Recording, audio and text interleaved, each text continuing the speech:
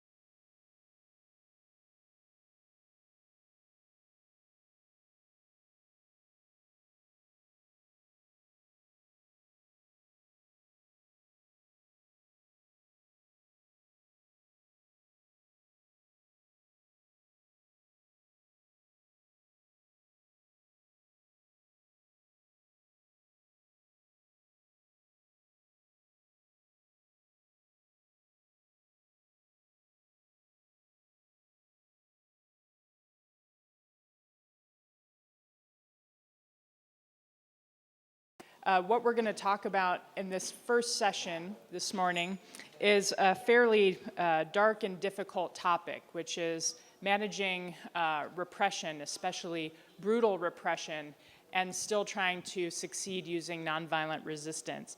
So let me start with a film that these activists put together as a way to demonstrate how they could shift the level of fear that people experience around repression.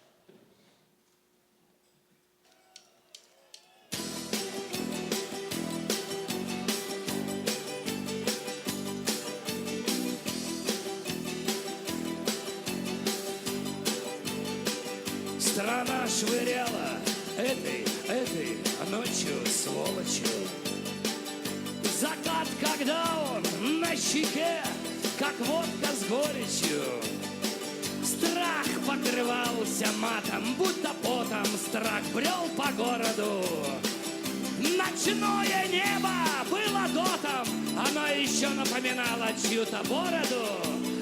Провинция зевала грустно-нервно в телевизоры. А кто-то просто шел домой и ел яичницу. The Moscow subway Бежали station. трупы тихомерно под скальпелем провизора. А кто-то в зеркале вертел уже своею личностью.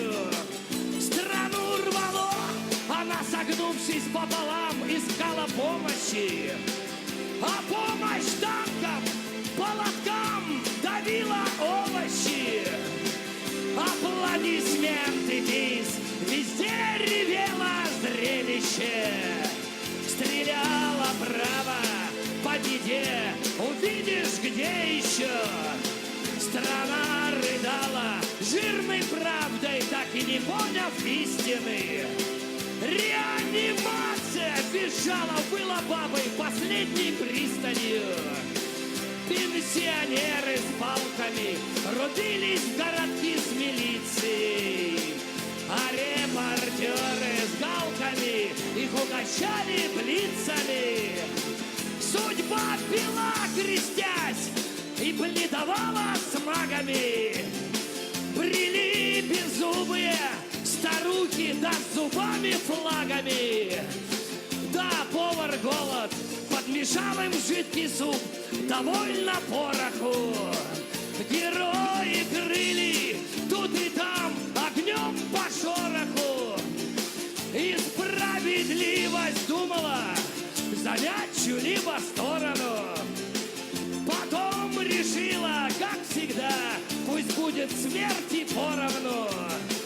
Да, погибали эти окна, эти крыши первыми. Все пули были здесь равны, все мысли верными.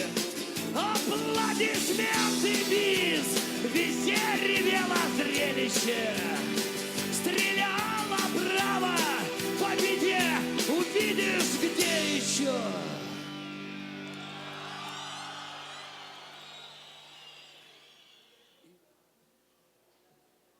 Oh. All right.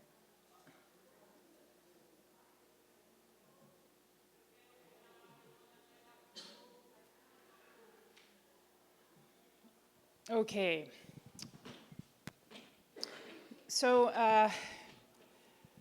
basically, the types of nonviolent movements that I'm most interested in, the ones that are demanding some kind of radical systemic change, are always met with some form of violent repression.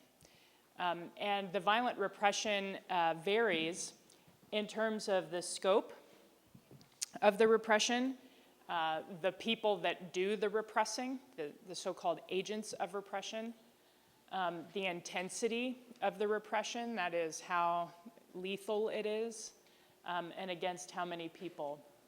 And a scholar named Christian Davenport, who's an expert on dissent and repression, actually said that repression is such a constant feature of contentious politics that it's almost like a law.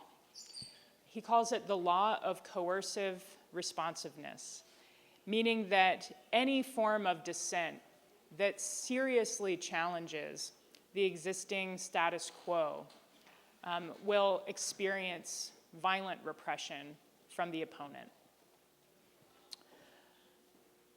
Now, that said, there are political limits on what repression can actually achieve for those that are using it. So I'll invite you to read this brief quote, and I guess our interpreters can help us translate it into Portuguese as well. So I'll give you a moment to read this quote.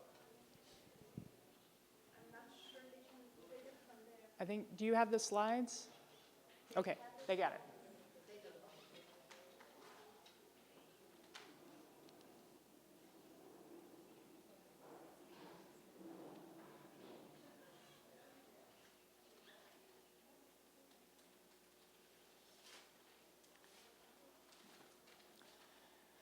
So if you had to guess, who do you think said this? Just shout out a name. Good job. Yes. How did you know?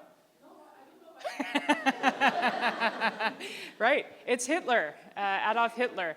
He admitted this quote to one of his internal entourage at the height of the Second World War, when Germany was beginning to lose the war. And he told this to one of his lieutenants who was complaining to him about the fact that they could not quell dissent anywhere in the conquered regions that the Nazis had occupied. And what Hitler said is, it's kind of a myth that we can actually subdue conflict with force. We have to subdue it with psychology. We have to convince people that they're so afraid that they wouldn't dare to rise up. And so if people like Hitler think this, there's no reason that movements shouldn't also have this information and understand that much of what the repression is trying to scare people into not resisting in the first place. So several colleagues and I have been documenting the different specific ways that different governments have tried to repress their movements. And we've identified a set of very common methods that these governments have used to try to undermine people power movements. The first one that's very common is blaming foreigners or outsiders for the uprising. So this is like a universal thing now, where whenever there's some kind of popular movement, the opponents immediately, or the critics, immediately blame foreigners or outsiders to undermine the legitimacy, the domestic legitimacy of the campaign. They often attempt to mischaracterize the participants in the campaign as traitors, coup plotters. In the United States, they often say communists, which is a really bad word there. Terrorists, or people who are otherwise criminals. They will often try to co-opt people in the opposition by paying them off or giving them a job offer that co-opts them into the system that they're trying to oppose. They will often pay off or increase the salaries of people who work directly for them to prevent them from defecting. They will counter-mobilize their own supporters to try to make it look like they have people power too, and therefore they can contest the legitimacy of the claims that are being waged against them.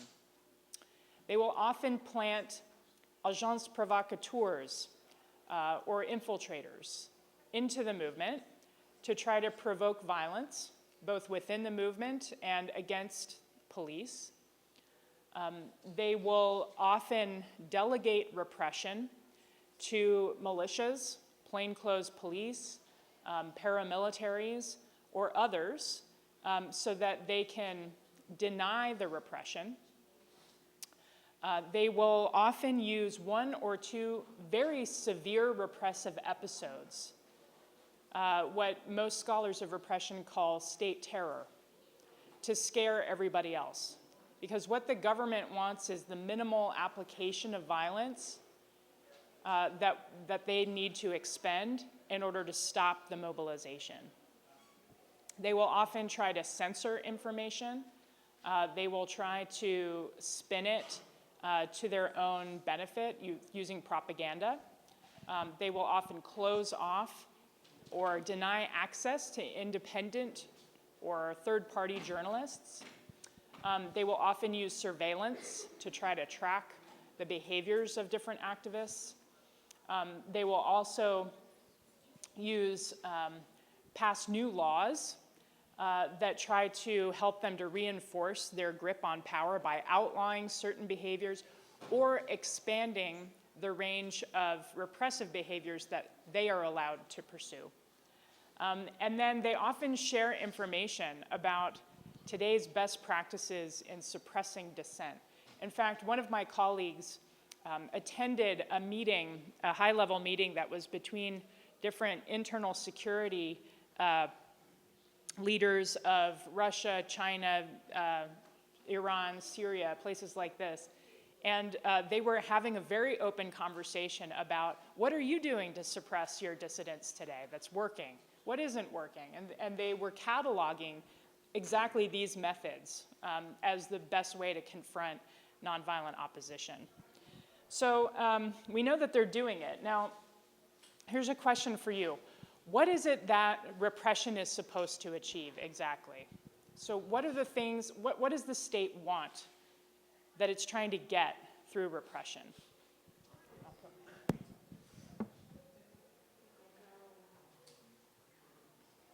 Oh yeah, thank you.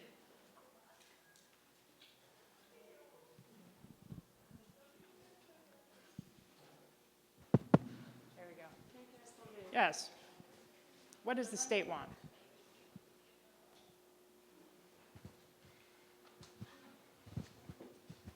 Maybe to keep the state order? Maybe to keep the civil order, you said? Yeah. Yeah, okay, that's one thing. So keep or restore order, for one thing. What else? Why do they do it? Because it's way easier to control a population that is really alienated and that they don't have to, that they don't guess if something's right or wrong and they don't say what they mean. If they're just agreeing with what the government's doing, it's way easier to control them. Okay, so what she said was it's way easier for them to control a population that feels deeply alienated from the state and from one another, and to sort of polarize the population, to keep it divided. Let's pass the mic back to her. It's okay. Oh, they need it. The translators need it. Yeah. I think that it's easier to control people when you make them think the same way as you do. So for the state is interesting because like this, if the population think that something that is wrong that they are doing is right, so it's kind of like you legitimate what they are doing wrong, something like that. Right, actually, absolutely. So trying to sort of put on display hypocrisy of some sort and try to push the movement into behaving like the state behaves so as to undermine its claims to legitimacy. Yeah. What else? So we've heard divide and rule. We've heard provoke the movement into behaving in a way that would undermine its support. And we've heard restore order. What might be some other reasons? Let's pass it forward.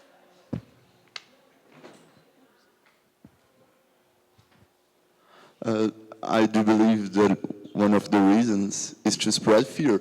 Because when you're using repression, other people usually don't want to get in with the movement that is being repressed.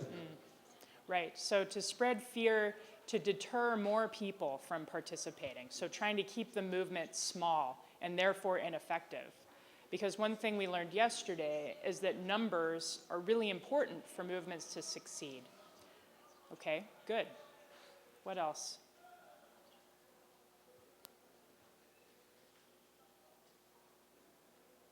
Here's a question for you. Do you think that different agents of the state like to repress? Do they like it? This is an important question. Most of them probably don't, but some of them probably do. What we know also is that states are not monolithic actors, and movements aren't monolithic actors either. But you know, there may be people that reside in different repressive parts of the state that actually like it. And it's important to recognize that many of these movements do face serious and sustained repression, and that some of the agents of that repression are vulnerable to defection. And is to try to build that political power to sort of contain those that want to repress, while also encouraging the loyalty shifts of those that could take it or leave it, really. So let me talk a little bit about the literature that exists regarding the effects of repression on movement. So do states actually achieve what they say they want, restoring order, keeping movement small, demobilizing the movement, dividing and ruling the opposition? Do they actually get that? Well, different scholars over the years in the contentious politics literature have been interested in this question, but they've usually narrowly studied it as the effects of repression or coercion by states on protest events specifically. Now, protest events are not necessarily civil resistance actions, and they're also very individual. The way that they're counted is as independent events. And so we don't necessarily know from these previous findings whether the repression is taking place against civil resistance campaigns. Somebody's listening. Or whether it's taking place against a single one-off protest, which I'm going to show you some support for the notion that there's a difference between those two. Nevertheless, this early contentious politics literature, if you look at the top left-hand corner, this is the conventional wisdom about the effects of repression on subsequent protest, which is that the more the state represses, the less people protest, because it becomes too dangerous. We see the deterrent effects, and we see the demobilization effect. Now, if you look at the upper right-hand corner, you'll see a bit of a more complex relationship, what nerds like to call the inverted U, or the curvilinear relationship, where what you see is that at very low levels of repression, very few people protest because they're not angry in the first place. At very high levels of repression, very few people protest because it's simply too dangerous. But in the middle range, where there's some repression, that's when you're going to get the high levels of protest because people are angry, but also the state is not willing to deploy the most lethal forms of repression. So that has been supported by some literature in the 1980s. Then in the lower right-hand corner, you see a very weird finding that hasn't been replicated ever by anybody else, but I thought I'd still mention it. This is another curvilinear relationship.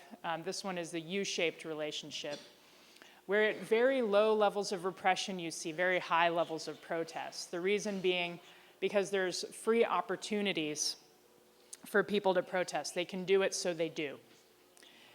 Then at very high levels of repression, you see very high levels of protest because people don't have anything to lose. And it's just as dangerous for them to stay in their homes as it is for them to go out in the streets together and protest. And then in the middle range, you don't see very much at all. And they don't really have, I think, a very good explanation for that. But I think it maybe has something to do with the fact that there are actually not too many cases in that middle range and their sample. So then on the lower left-hand corner, you're going to see the backfire dynamic. And this is the one where as repression increases, protest increases as well. And there's been some findings that have supported this positive association between repression and mobilization. And we're going to talk a little bit about how and whether by effectively organizing a civil resistance campaign, activists could actually evoke the backfire dynamic.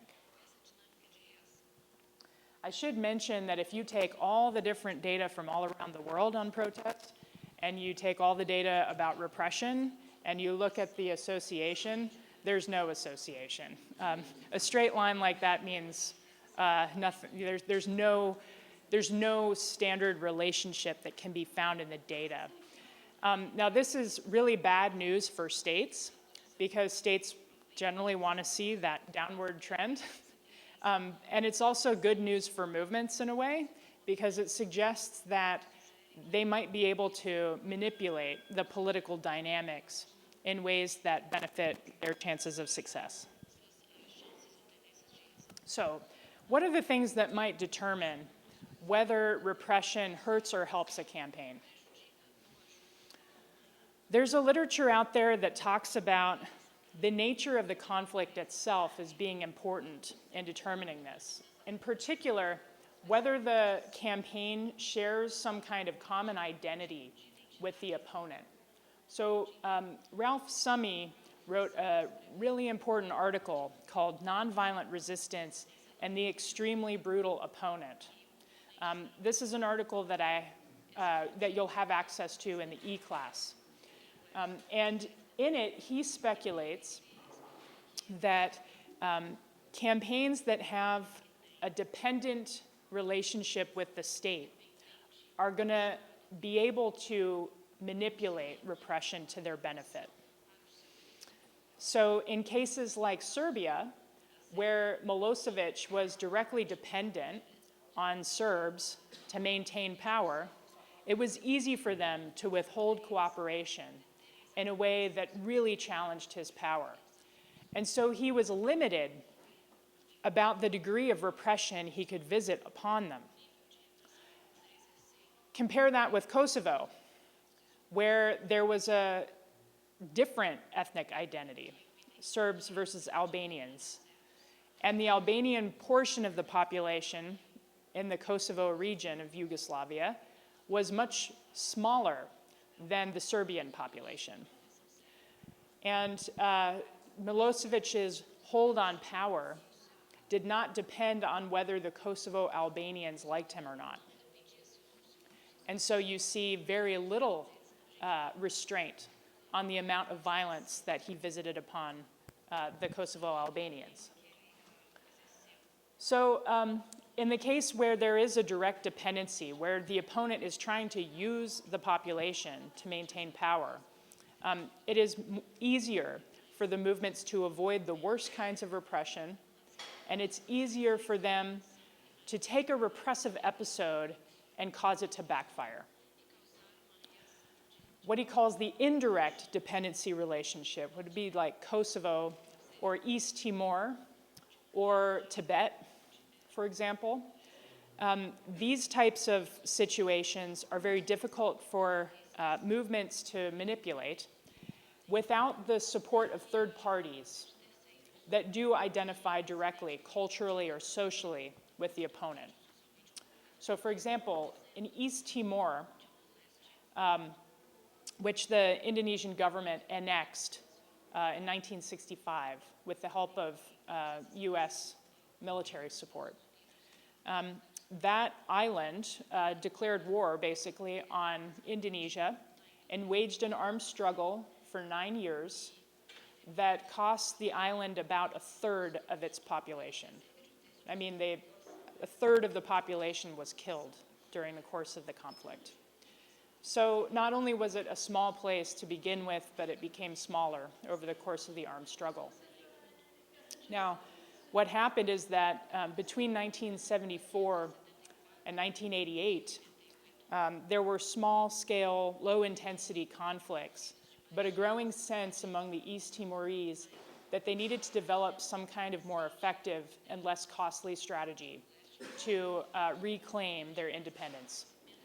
So they developed a strategy that involved sustained nonviolent action, non-cooperation, while also building connections and networks within Indonesia. And they reached out specifically to universities in Indonesia to try to form connections with students that they thought would be more inclined to sympathize with their human rights claims. And those students, who were primarily leftists, started to openly challenge the Indonesian government's right to occupy East Timor. There was a transnational network that developed through the early 90s after a very high-profile massacre called the Dili Massacre in 1991. It occurred during the Pope's visit to Indonesia, And there were a couple of well-known Western journalists who were actually attacked during the course of the massacre. Does anybody know who Amy Goodman is from Democracy Now! So she's a well-known American kind of progressive journalist who was beaten by Indonesian forces but made it out of the country with a number of smuggled tapes that actually showed video footage of the massacre.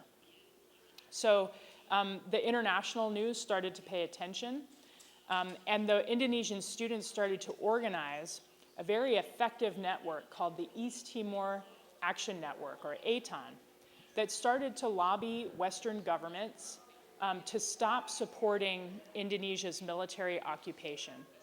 In fact, the movement successfully lobbied the United States Congress to sanction Indonesia by withholding military supplies for its occupation.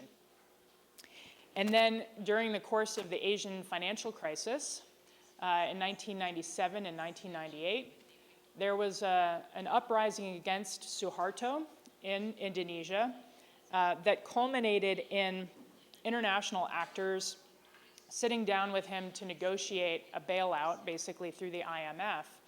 But one of the key things that they said he had to resolve was the East Timor question. And that if the Indonesian government did not recognize the sovereignty and independence of East Timor and withdraw all of its military, the IMF would not provide Indonesia with a loan. So as you can see, it might have been very difficult for a few 100,000 people in a closed-off island to effectively wage nonviolent struggle alone because they didn't have a direct dependency relationship.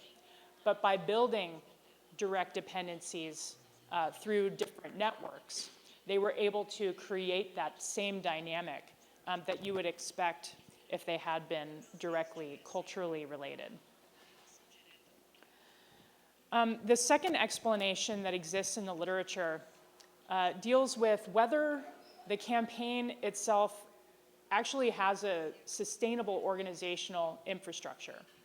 So this gets to the point I made about the difference between repression against a protest and repression against a campaign.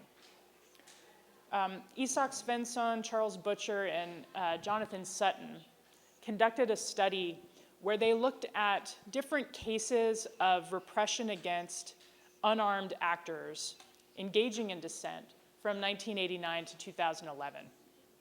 And what they found is 48 different cases where governments killed 100 people in a single episode during that time period. Now, what they found is that, and that's a fairly high level of lethal repression. So it's not uncommon to see 100 people killed over the course of an entire campaign, but it is uncommon to see 100 people killed in a single episode. That's a very high level of violence. It's actually quite difficult to organize.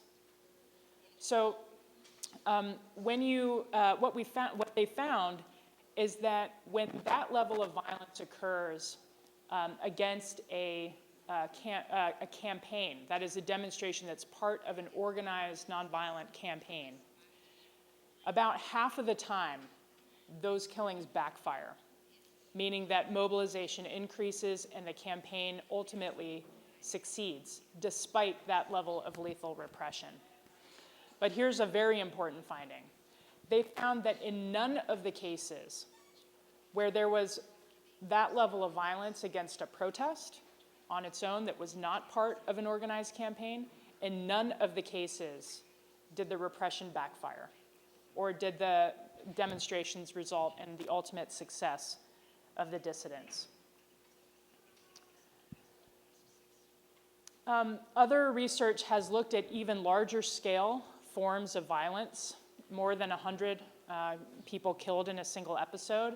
And one of the most prominent authors of this type of work is a French scholar named Jacques Semelin, who's written at least 3 books and a number of articles about little-known episodes of nonviolent resistance against Hitler during the Nazi occupations of Europe, as well as in ghettos and even concentration camps. And so these are not widely known examples, but they are very interesting examples of non-cooperation that people, could pay attention to. I've had some ongoing research with a student named Evan Prokosky, and we have actually tried to use data on nonviolent action to understand whether nonviolent campaigns themselves are likelier than violent campaigns to evoke the worst kinds of lethal violence. In this case, mass killings where at least 1,000 people are killed by the government. So what we found is we actually used data from 1955 through 2014 to try to understand what are the most common predictors of mass killings against dissident movements. So here what you can see is a comparative graph showing the distribution of these mass killings of at least 1,000 people over time by the different type of campaign. The blue line shows all of the mass killings that occurred during this period. The green line shows mass killings against armed struggles. The red line shows mass killings against nonviolent campaigns. So you can see from this graph over time that nonviolent campaigns already are far less likely, on average, to evoke mass killings than violent campaigns. That said, the numbers become disturbingly close together in the last 10 years.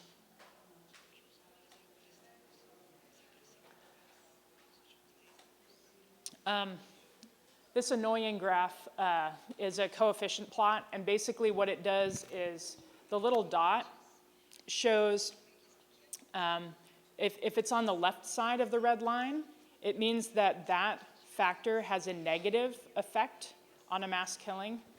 And if it's on the right side of the line, it means it has a positive effect on the mass killing. If you see the blue lines that stretch out on either side, those show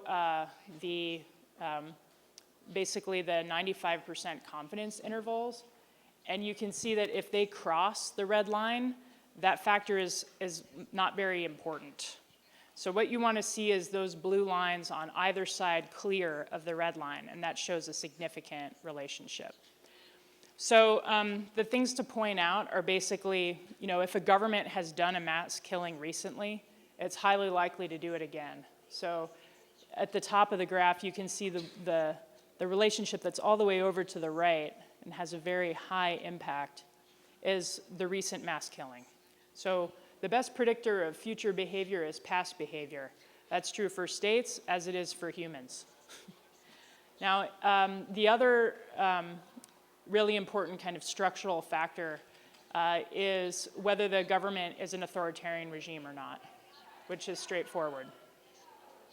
But maybe the most important finding here is at the bottom, the highlighted area.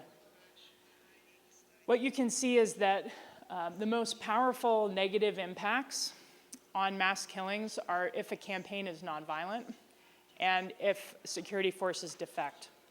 So this is very consistent with what we discussed yesterday, and we'll discuss more today, about the way that nonviolent resistance succeeds in the first place. It's not by making superior moral claims that convince and convert the opponent. It's instead by making the repression so costly for the opponents that security forces, economic elites, and others begin to withhold their loyalty.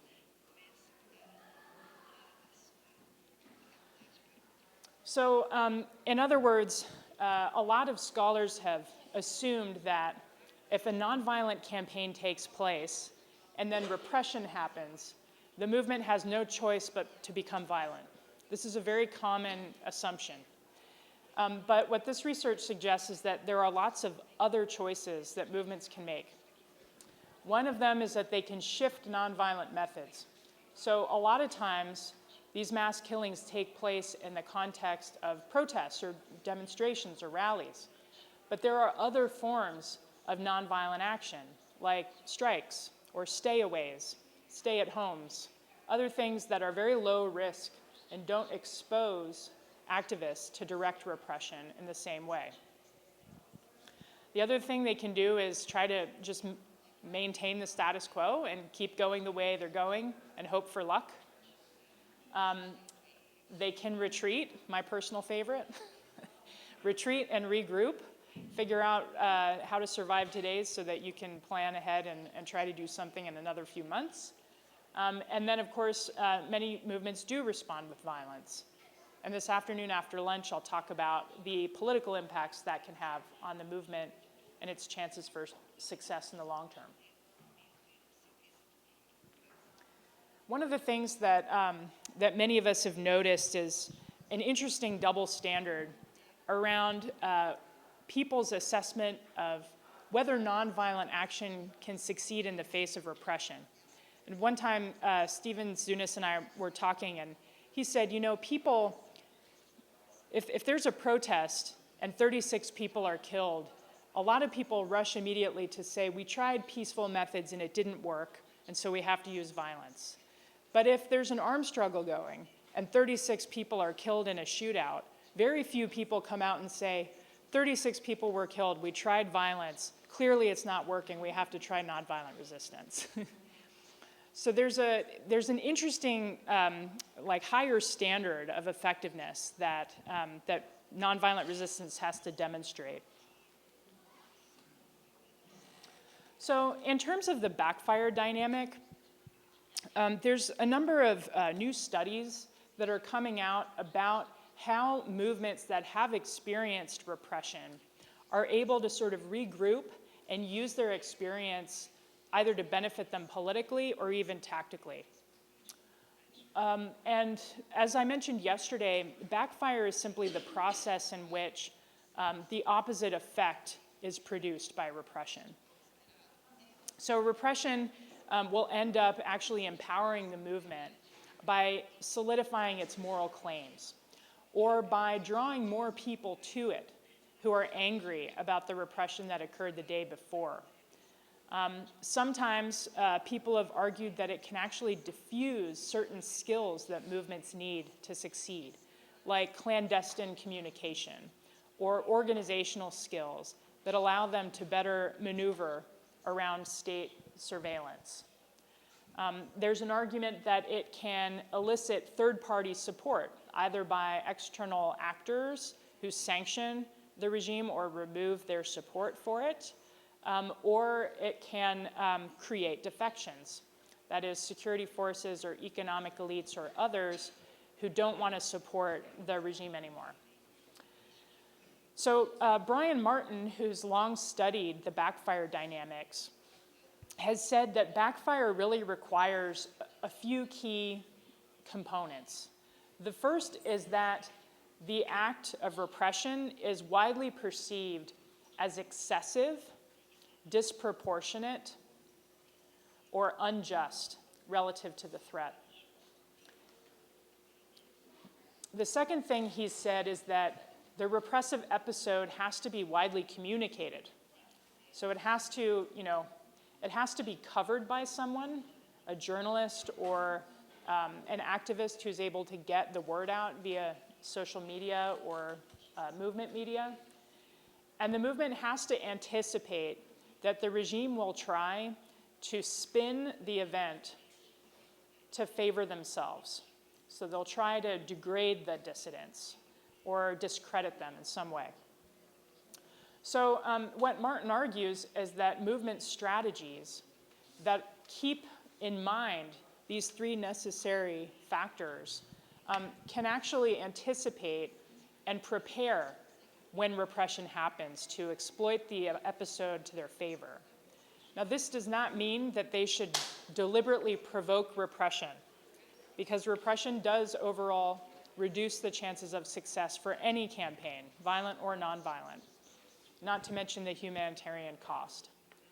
But if it happens, and it almost certainly will when movements are seriously challenging the status quo, he argues that they can prepare to make use of the episode to enhance the status of their campaigns. We have been able to give seminars like this all over the world, and I've learned a lot from hearing from activists themselves about the things that they've learned and that they've asked me to share with everybody else about how they've dealt with repression on a tactical level. And one of the key lessons that they've learned is that when people are arrested, it's very important to try to get them out of detention as soon as possible. There are a few reasons for this. One is that the worst kind of abuses against activists or activist leaders are the most likely to happen in detention, like in prisons or in holding cells, because they're isolated and alone, and security forces have a very little restraint on what they can do. So what that means is that before mobilizing any events, they suggest mobilizing legal assistance that can be deployed immediately when someone gets arrested, while also planning direct actions that directly confront prison authorities when somebody is being held. The second thing that they've noticed is that actually the worst kinds of repression are not as likely to happen against very large numbers of people. I mean, the more people who are there, the less likely it is that each individual person is going to get hurt. So one of the strategies that has been adopted by many movements is moving around in groups. And that doesn't mean moving around in groups of all the people that are leading and planning the movement, but that people who are leading and planning the movement always have a group of people with them at all times, including in their homes. And there are many different accompaniment groups that will actually send people as like unarmed bodyguards to accompany activists who feel that they are at risk. Groups like Nonviolent Peace Force or International Peace Brigades and many others specifically are organized to send people to accompany activists, human rights workers, and others that have been threatened by their opponent regimes. The third thing that I've heard very commonly is how important it is to tell media sources exactly the truth about how many people have been hurt.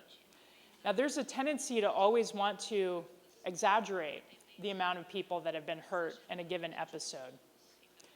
Because for one thing, it's usually the case that when there is a very chaotic scene, it's easy to see more people get hurt who actually got hurt, because people are running around and they might all see the same person who got shot or whatever. And so they say that, you know, there might be one person shot, but 5 people saw it. And so it sounds like 5 people were shot. And for movements, it's absolutely crucial that they correctly report how many people were hurt, because any sign of exaggeration on their part can be used by the regime to undermine their credibility. And I learned this very poignantly from a colleague of ours who worked in the civil rights movement as the National Communications Secretary in the United States. And she would collect information about how many people had been hurt during a march by the police. The repression was quite brutal. They used dogs. They used different vigilante militias, the Ku Klux Klan and others, to beat and kill people. There were some episodes where there were children and adults both killed by dogs and vigilante groups. And it was a very tense and horrible set of events. But our colleague had to collect this information and send out press releases to all the major newspapers. And so when she got the information, and they would say, we think there are anything between 2 people killed and 40 people killed, and we have no idea what's the accurate number, she would say in the press release, there were 2 people killed. She would always underreport. And her reports were the ones that got picked up by the New York Times and the Washington Post and the Wall Street Journal. And all the other reports coming out by the media were ignored. And it turns out that 2 people killed is bad enough. No people should have been killed. And so it gave them, that particular office, a great deal of credibility to shape the narrative nationally about what was going on. Finally, a lot of activists have talked to us about the necessity for taking breaks when repression is really difficult, understanding human needs for recovery and self-help. And so coming up with movement infrastructures that recognize that certain activists who take a great number of risks need sustained breaks and retreats from that is very important. So let me just wrap it up and then we'll have a conversation. So the key things to take away are, first of all, that violence against movements is quite typical when what the movements are asking for is some kind of radical change. A lot of repression does tend to hurt all different types of campaigns, but it hurts violent campaigns more than it hurts nonviolent campaigns. Also, repression does not necessarily mean that campaigns cannot succeed. Nonviolent campaigns tend to be more resilient, both because of the fact that they're larger and therefore can employ a variety of different low-risk tactics while maintaining disruption. And they also have a variety of strategic choices that can actually allow them to both prepare for and manage repression when it happens. So repression is bad, but it doesn't doom the campaigns. There's an interesting anecdote that one of our colleagues mentioned to me about this, because I have to admit that some mornings I wake up and I think, nonviolent resistance does not work. It just doesn't work. I know, like, this sounds crazy. And then you sort of look at the data and see that it works surprisingly well, but very few people know that. And it works far more than its detractors would want us to believe. But the anecdote I wanted to mention is the nuclear physicist Niels Bohr. Does anybody know who Niels Bohr is? We had some scientists here yesterday. Okay. So Niels Bohr, oh, and today. You're the scientist. Okay, great. Yeah. Oh, okay, never mind. So Niels Bohr, the nuclear physicist, one of his students went to visit him in his country house. He had a farm out in the middle of the country in Denmark. And his student came to visit him, and he noticed that he had a horseshoe over his door. And he thought that was strange for scientists, and so he said, "Professor Bohr, what is that over your door?" And he said, "It's a horseshoe." He says, "I know it's a horseshoe, but what is it for?" And Bohr said, "They say it's good luck." And he said, "Professor Bohr, you're a nuclear physicist. Do you really believe in that kind of thing?" And he said, "No, but they said it works even if you don't believe in it." So that's kind of like nonviolent resistance. Kind of the same thing. It's like the horseshoe over Niels Bohr's door. Don't repeat that story to anybody who hasn't taken the full seminar. They won't get it. So I think with that, I'll just encourage conversation, questions, challenges, insults. Everything is fine.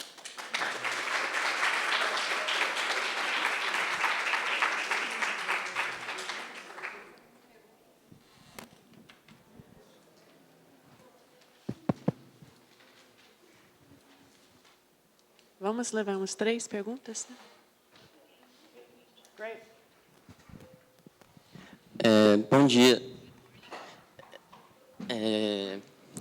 Na verdade, eu fiquei me perguntando, principalmente, sobre outro tipo de repressão também, que acho que se enquadraria mais na repressão a campanhas que tu falaste. Porque existe toda a repressão oculta, e acho que tu até mencionaste sistemas de vigilância, etc. E aí eu fico pensando muito quais os estudos, ou o que os estudos têm apontado sobre a eficácia, o impacto que essa repressão tem em desorganizar os movimentos, a repressão mais oculta, né? Então, é a repressão infiltrar a gente dentro dos movimentos, incentivar e fomentar um racha interno aos movimentos e tudo mais. Que esse tipo de coisa existe, né? E aí se utiliza de mais diversas formas. Só para dar um exemplo daqui do Brasil, durante pós-2013, no Rio de Janeiro, o Ministério da Justiça infiltrou alguém do Ministério no movimento, incentivando já os atritos que tinham internos, e que a pessoa se colocando, inclusive, como doutoranda e tudo mais. Então,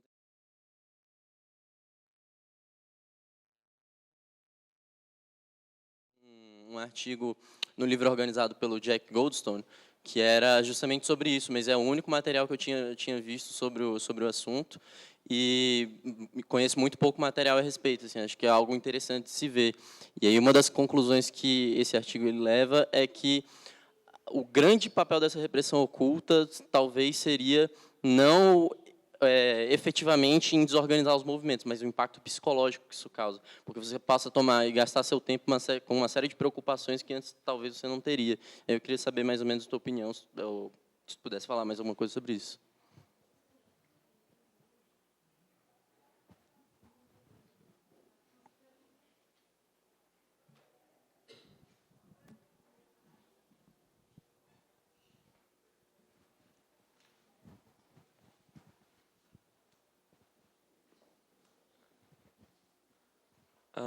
Bom dia.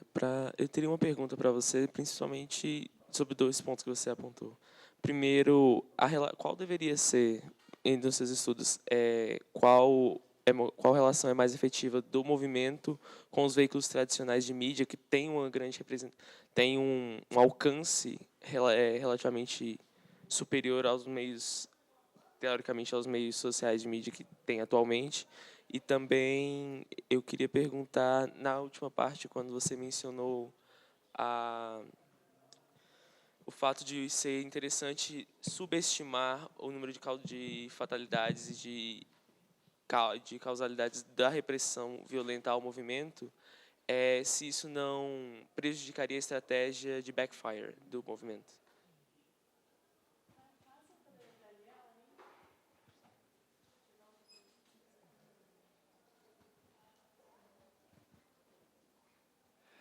Bem, antes de tudo, bom dia. Parabéns pela palestra, que foi muito enriquecedora. E hoje em dia os movimentos eles são muito convocados por meio das redes sociais, são movimentos que não têm lideranças tão bem definidas, não são mais organizados por sindicatos ou movimentos centralizados. Ou seja, há uma dificuldade de se implementar algumas estratégias de controle e de coordenação que diria que talvez alguns anos atrás não eram tanto, né? Nesses movimentos com esse novo tipo de perfil. E tem um fenômeno recente aqui no Brasil, mais recente, mas, enfim, de fora, que é a estratégia Black Bloc, que tende a tentar fazer uma forma de resistência à violência pela polícia, mas que acaba gerando imagens, exemplos que minam a legitimidade de determinados movimentos. Eu queria saber se você tem alguma reflexão sobre como levar essa mensagem a essas pessoas que vêm de outra perspectiva, que adotam esse tipo de tática, como que a gente consegue levar a mensagem disso, do teu estudo, do que você traz aqui para a gente, nos movimentos, nas situações concretas em que a gente vive, para tentar dialogar com as pessoas que pensam diferente através dessa estratégia. Obrigado. Thank you. Great questions. So, first, on the question of studies about infiltration and its impacts on movement resilience, right? There are 2 books, or 2 studies I'll recommend to you. The first is a new book by Christian Davenport called How Movements Die. And it was just published in 2015. And it is about the way that the United States government, through its COINTELPRO program, infiltrated a number of black power groups in the United States, divided them from one another, embroiled them in all kinds of internal arguments and controversies, personality conflicts, love triangles. They figured out how to just completely corrode the movement from the inside out. And then there were, of course, more lethal forms of repression like assassinations and different internal conspiracies that destroyed the trust between the different movement actors. The other study is by one of Christian Davenport's students, a guy named Christopher Sullivan, who used the National Police Archives from Guatemala to better understand how the Guatemalan government successfully infiltrated, harassed, and destroyed left-wing opposition from the 1960s through the 80s. And that, both of those articles, I think, are very difficult from an ethical perspective, because while they provide information that movements need to know about how state agents do this, they also provide a virtual how-to guide for state agents for how to do this. And so I think it would be very useful for movements to be as aware of these dynamics as the state agents themselves. So those are the two books, the two pieces I would recommend. The article by Chris Sullivan came out in 2015 in the Journal of Conflict Resolution. And the piece by Davenport is a book. But basically the story for states, just as it is for movements, is that whoever divides and rules the other side wins. And both of those books show ways that states effectively divided and ruled the movements. In terms of the question about traditional press and the strategy of underreporting different episodes of violence. So there is some research out there that suggests that when movements do achieve mainstream media coverage, and that mainstream media coverage depicts them in a relatively sympathetic light, it really does help them to expand their base of supporters and participants. Part of the reason this is true is because remember that the way that civil resistance works is by creating defections.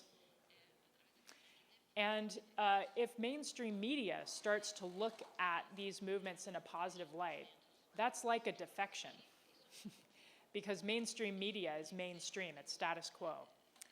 So sometimes the media is a crucial pillar of support that can start then to create the sense among economic elites or civilian bureaucrats or security forces that the movement has a good point, or that the movement is going to win and they'd better shift their loyalty so they don't go down like with the ship. That said, on the strategy of underreporting, I think it's interesting the point you bring up with regard to backfire. And I think that the key here is that the movements that I'm talking about all experience lethal repression, almost all of them.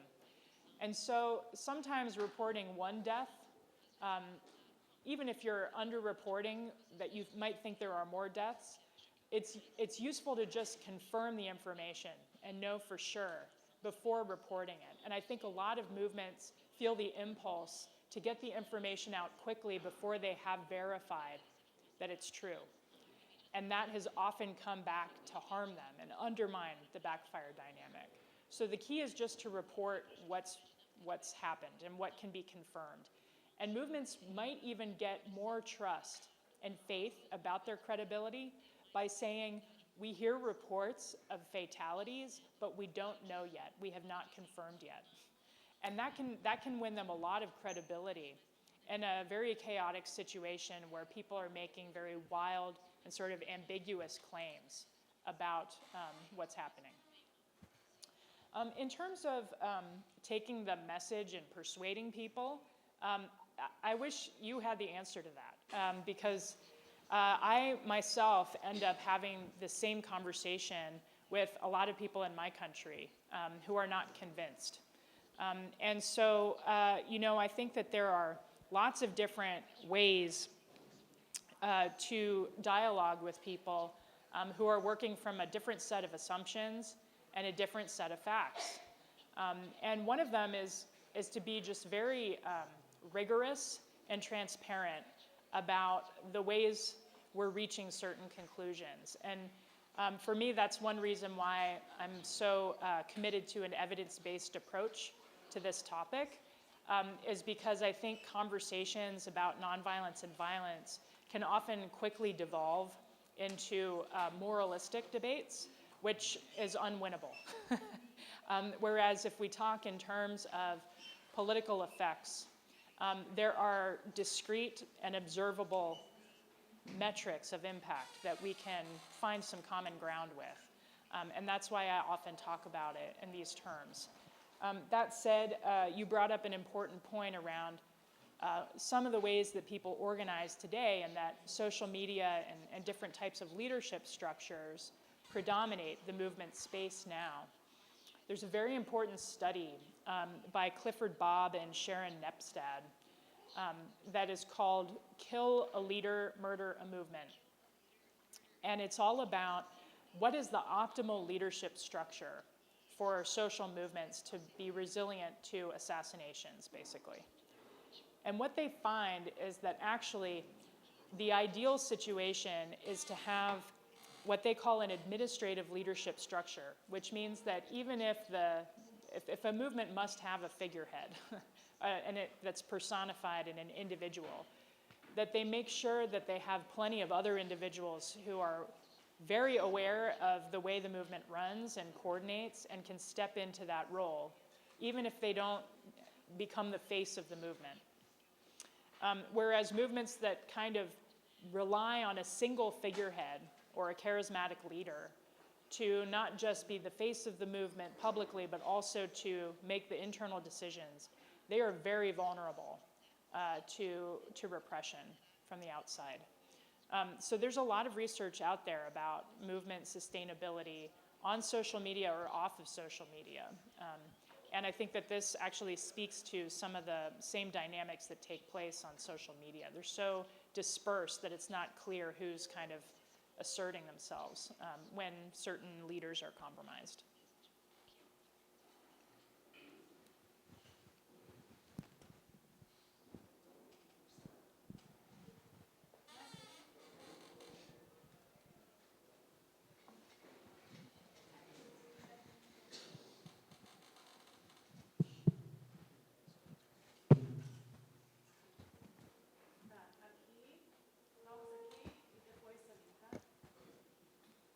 So as soon as I saw the picture on the board, I remember the question you made us about if the state agents like to use violence against the protests. Yeah.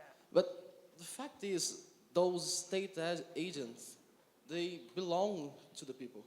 They're not different from the people who are protesting against something. Right. So how to make them understand that? Mm-hmm. So you belong to us, you're not different from us, and you have the same demands as we have.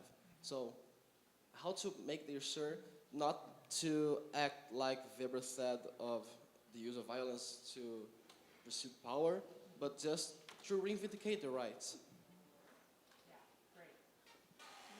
I would like to ask, because we were talking about human rights and media and social media and the importance of them, but I would like to ask, what happens if we don't have this support? I mean, a lot of countries, we've seen that media doesn't really care because it's like a small country, or because they're not like, they don't have military power or something like that. I mean, like we have Cambodia, we have East Timor, like people didn't really care about it. So it was like, I was thinking, what could we do, or what could they do if they want this support, but if the media doesn't give, something like that, I don't know.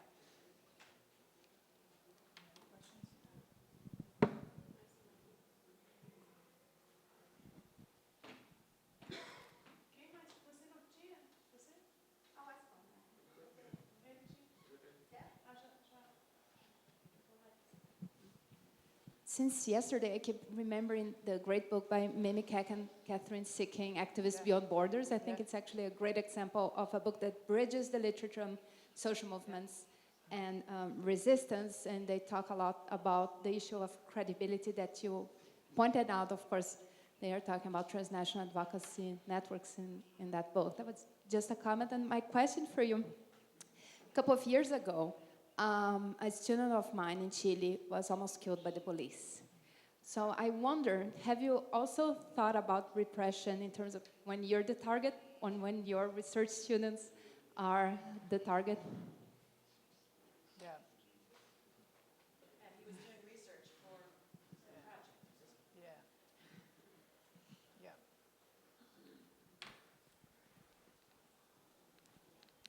Okay, so for your question about how to get, okay, so there's like two types of security forces to keep in mind. There's the overwhelming majority, which are doing their job. And then there's a very tiny minority who are doing their job and also like it. And so I would put to you that there's really nothing you can do about the latter category. So we're working with the former category, which is the ones that are just doing their job.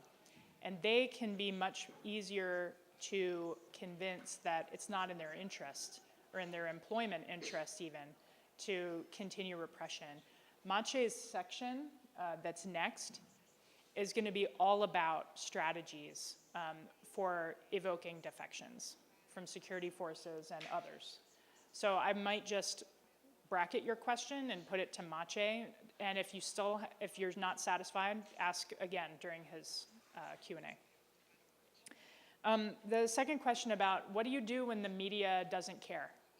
I would say that almost all of the campaigns, at least in my data set, up until about the 1980s, existed in contexts where the media didn't care at all. And in fact, they had no access to their own national media because it was completely censored. And people really had to rely on their own internal capacity for building local power and legitimacy from below, using all kinds of alternative means of communication and knowledge and information diffusion. Many of them had to do so in very innovative ways and subversive ways. I'll give you an example from Poland. So the Polish Solidarity movement had a newspaper called Solidarity that they developed as their own alternative media source. At the height of Solidarity's circulation, it had what, 10 million subscribers? 20 million? No. 10 million. 10 million subscribers. So it's widely read among people that associated with that movement and its sympathizers. And this was very threatening to the communist regime there. And so they outlawed the magazine, and Solidarity continued printing it anyway. And so then they seized all printing presses in the country so that they could no longer print the magazine. And then what had happened is, in anticipation of this, the Solidarity groups had started to ask its members to bring onion skins to a warehouse where they rolled them out and turned them into paper, and then printed by hand the newspapers on the onion skin paper. So then the communist regime was seriously considering outlawing onions. And it worked for the movement because it's so absurd, right? It's so absurd. Like, what are you so scared of that you don't want people to have onions and onion skins? And it really helped the movement to demonstrate its claims. I think it's true that the Kekin sinking book is directly relevant. In fact, almost all my knowledge about the East Timor case comes from their coverage of it in that book, because Aton was an exact example of a transnational solidarity network. And your question about, have I thought about repression and people's vulnerability to repression, even in doing this kind of research, it is no exaggeration to say that I think about it every single morning. Every morning that I wake up. And it's, there have been all kinds of crazy things that have happened since I started looking into this field and having research and research assistants in it. Nobody in my research teams have died, but people that we've talked to from very repressive countries have been killed after having contact with me. and some of my researchers, and it is a really intense topic. And in a lot of places where regimes are really threatened by people power, it is really serious. And so, yeah, I think about it every day of the week. And I have like I didn't have this before, but my university in political science, we had no ethics training at all whatsoever. The very minimal amount of ethics training we had was basically how to write your human subjects research proposal to get it through without any delay. So it was like almost like liability training. It was not ethics training. And so we've had to do all of our ethics training on the fly. And I now have an ethics workshop at my school where what we do is the beginning of it, we talk about difficult situations that the faculty have faced or regrets that we have, stuff that we wish we knew before, where people were hurt.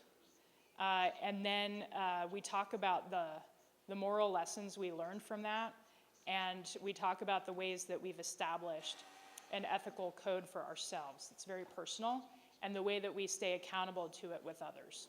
And then the next session, we ask our students to come back with having thought through the same kinds of scenarios that we've experienced and having derived their own draft ethical code. And we workshop them together, and we kind of throw difficult scenarios at one another to try to see how it tests out that ethical code. And then the last session of the year, we come back together and we talk about having tried to apply it and how difficult it was and what we learned about that and how we've developed an accountability system for ourselves to try to maintain integrity around it. And we do a lot of reading about ethics. It's like one of my favorite hobby subjects now. I knew nothing about it before. I learned everything from experience and then later reading, and it's like super painful actually. But you know, it's like live and learn. But I encourage everybody to explore it, you know, before it's too late. Anything else? Coffee break is ready. Coffee break. Woo! Let's do it. Então, uau, né, gente? Foi uma palestra maravilhosa. Muito obrigada, professora Erika Chenoweth.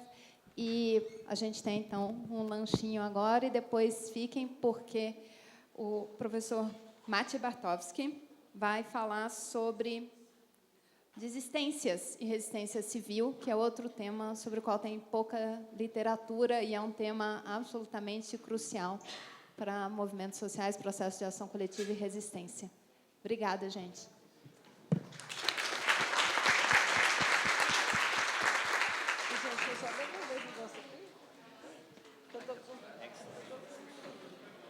Excellent.